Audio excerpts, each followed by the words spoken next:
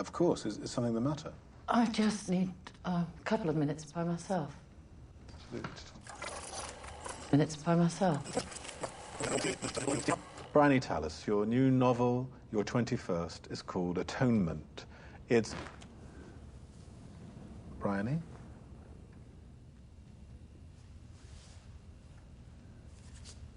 I'm sorry. Could we stop for a moment?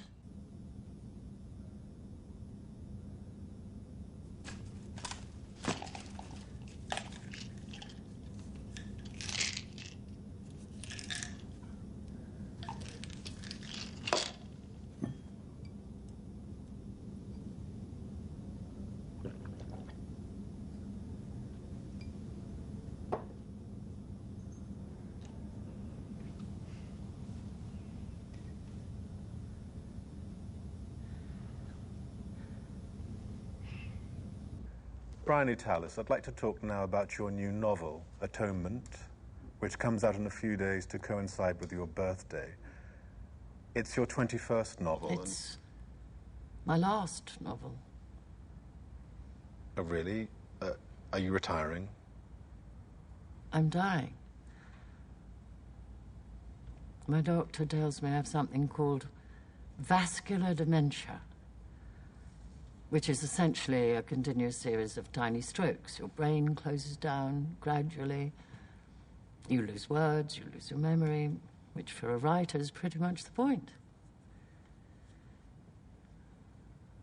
So that's why I could finally write the book, I think. I had to.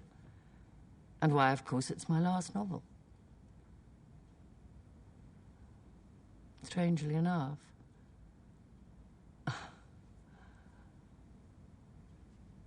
It would be just as accurate to call it my first novel. I wrote several drafts as far back as my time at St. Thomas's Hospital during the war. Just couldn't ever find the way to do it. Because the novel is autobiographical, is that right? Yes, entirely. I haven't changed any names, including my own. And was that the problem? No. I had for a very long time decided to tell the absolute truth. No rhymes, no embellishments.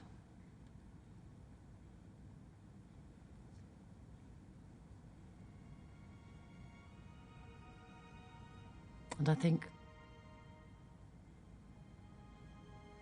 you've read the book, you'll understand why. I got first-hand accounts of all the events I didn't personally witness. The conditions in prison, the evacuation to Dunkirk, everything. But the effect of all this honesty was rather pitiless, you see. I couldn't any longer imagine what purpose would be served by it. By what, sorry? Served by honesty? By honesty. Or reality.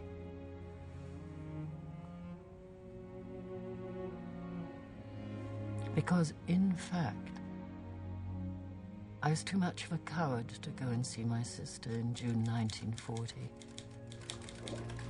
I never made that journey to Ballon.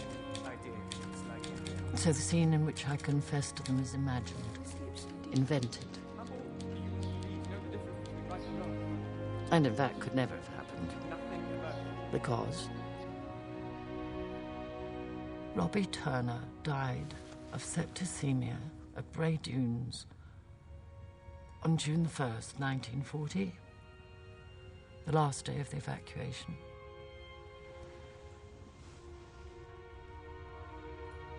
Cheerio, pal.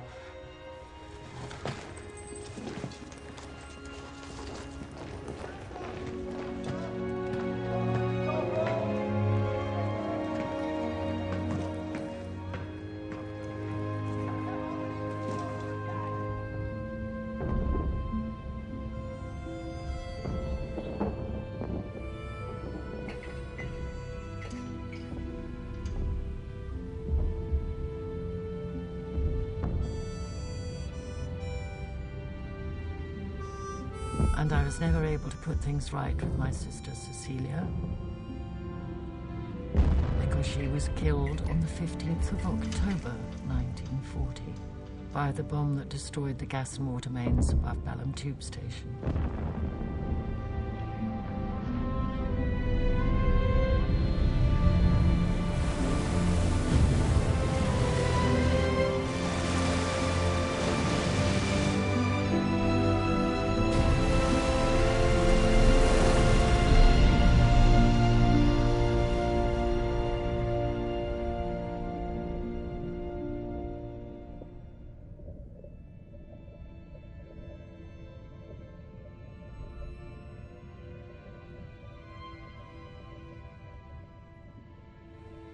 So,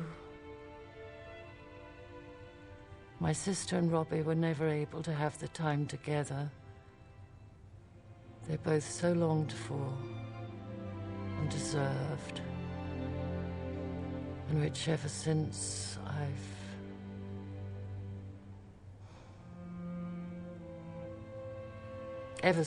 I've always felt I prevented.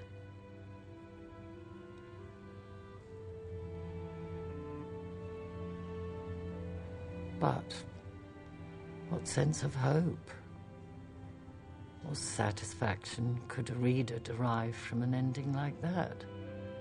So in the book, I wanted to give Robbie and Cecilia what they lost out on in life. I'd like to think this isn't weakness or evasion, but a final act of kindness. I gave them their happiness.